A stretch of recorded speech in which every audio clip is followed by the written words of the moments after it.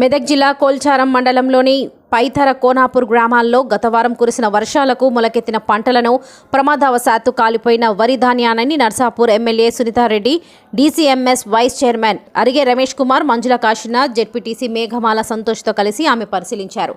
అనంతరం రైతులకు భరోసా కల్పించారు. అంతకుముందు రంగంపేట, తుక్కాపూర్, పైతర గ్రామాలలో గాలి బీభత్సవానికి ఇంటి పైకప్పు కూలిన బాధితులను పరామర్శించి ఆర్థిక సహాయాన్ని అందజేశారు. ఈ సందర్భంగా ఎమ్మెల్యే సునీతారెడ్డి మాట్లాడుతూ కాంగ్రెస్ ప్రభుత్వం రైతు వ్యతిరేకత విధానాలకు పాల్పడుతుందని, సకాలంలో తూకం వేయకపోవడంతో ధాన్యం తడిసి మొలకెత్తుతుందని, తడిసిన ధాన్యం వెంటనే కొనుగోలు చేయాలని డిమాండ్ చేశారు.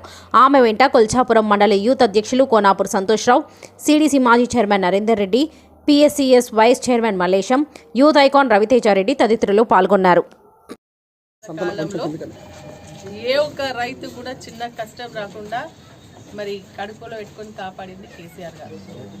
రైతు మద్దతు ధర నుంచి, రైతు పెట్టుబడి సహాయం నుంచి ఎరువులు అందుబాటులోకి తీసుకొచ్చే విధంగా, అదేవిధంగా మనకు కొనుగోలు కేంద్రాలు, 24 గంటల ఉచిత కరెంటు, మరి అదేవిధంగా ఏదైనా అతివృష్టి అనావృష్టి వచ్చినా కూడా రైతులకు నష్టం కాకుండా మరి వాటిని కొనుగోలు చేసినటువంటి ప్రభుత్వం కేసీఆర్ గారిదైతే ఈ 5-6 నెలల కాలంలో రైతుల కష్టాలు వర్ణనాతీతం. ఈ రోజు ఏంటంటే కాంగ్రెస్ పార్టీ వాళ్ళు మేము మాట్లాడుతూ ఉంటే అదేదో మేము తప్పు మాట్లాడుతున్నామని అనిపిస్తుంది. కానీ గ్రామాలకు వెళ్ళి చూడండి, ఈ రోజు మేము 5-6 గ్రామాలు తిరిగినాం. మరి అదేవిధంగా కోనాపూర్కి వెళ్తే రైతులు ఏడ్చేటువంటి పరిస్థితి ఉంది.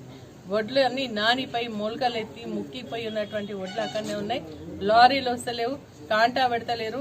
ఒకవేళ కాంటా పెట్టినా మహబూబ్ నగర్ పంపిస్తే మరి ఒక్కొక్క లారీకి దాదాపు 28 క్వింటాల్ 12 క్వింటాల ధాన్యాన్ని అదనంగా తీసుకుంటున్నారని చెప్తున్నటువంటి పరిస్థితి ట్రక్ షీట్తో సహా రుజువు చేసి చూపించడం జరుగుతోంది.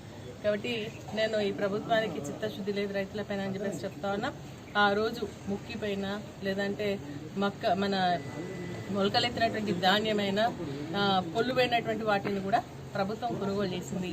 ఈ రోజు ఈ జాప్యం ఎందుకు జరుగుతుందో, మరి గ్రామాల్లో మరి సూపర్విజన్ కరెక్ట్ ఎందుకు లేదు. అందుకే ఈ రోజు నేను పోతే రైతులు చెప్తా ఉన్నారు. ఆ రోజు ఏంటంటే అగ్రికల్చర్ ఆఫీసర్స్ వచ్చేది, ఎంఆర్ఓ వచ్చేది, ఆర్ఐలు వచ్చేది, మరి సివిల్ సప్లైస్కి సంబంధించిన వాళ్ళు వచ్చేది, డిఎస్ఓకి సంబంధించినటువంటి వాళ్ళు వచ్చేవాళ్ళు. కానీ ఈరోజు ఐకేపీకి సంబంధించిన సెంటర్స్ ఉంటే వాళ్ళు వచ్చేవాళ్ళు. కానీ ఈరోజు గ్రామాల్లో రైతు కష్టాలు రైతువే కానీ ఎవరు కూడా వచ్చి చూసి పాపన పోవట్లేదు అని చెప్పేసి చెప్తాయి. మన మండలంలోనే చాలా వరకు కూడా ధర్నాలు, రాస్తారోకోలు కూడా చేయడం జరిగింది. మరి సరి అయినటువంటి ట్రాన్స్పోర్టేషన్ లేకపోవడం వల్ల, మరి అదే ఆమాలీలు సరి అయినటువంటి సమయం ఎంతైతే మోతాదులో ఉండాలో అంతమంది లేకపోవడం వల్ల, అదేవిధంగా మరి వర్షాలు, అకాల వర్షాల వల్ల మరి నానిపోయినటువంటి వడ్లు ఏవైతే ఉన్నాయో కొనుగోలు చేయకుండా ఉండడం వల్ల ఇప్పుడు కూడా మనం వెళ్తే కనిపిస్తుంది ఏంటంటే పాపం రైతులు లారీ లేకపోవడం వల్ల ఎండినటువంటి ధాన్యాన్ని కూడా సంచుల్లో నింపి దాని బందోబస్తుగా తాడిపత్రులతో సుతులతో కట్టుకొని పెట్టుకున్నటువంటి సందర్భాలు ఇంకా మన గ్రామాల్లో కనిపిస్తోంది కోల్చారం మండలం. ఇప్పటికైనా మరి అధికారులు స్పందించాల్సినటువంటి అవసరం, ప్రభుత్వం కూడా స్పందించాల్సినటువంటి అవసరం ఉంది. మరి వాటిని ఇమీడియట్గా కొనుగోలు చేసి, ఎందుకంటే ఇక్కడ ట్రాన్స్పోర్టేషన్ లేదా ఇక్కడ నుంచి మహబూబ్ నగర్ తీసుకొస్తే మహబూబ్ నగర్లో మరి 12 క్వింటాలు ఒక్కొక్క లారీకి తీస్తున్నారు.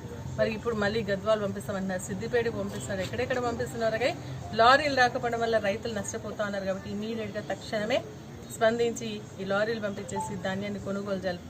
ముక్కిపైన, నానిపైన మరి మొలకలు ఎత్తినటువంటి ధాన్యాన్ని కూడా కొనుగోలు చేయాలని మేము బీఆర్ఎస్ పార్టీ తరఫున డిమాండ్ చేస్తున్నాం. అదేవిధంగా మన గాలివానాలు కూడా చాలా ఇల్లు కూడా కూలిపోవడం జరిగింది.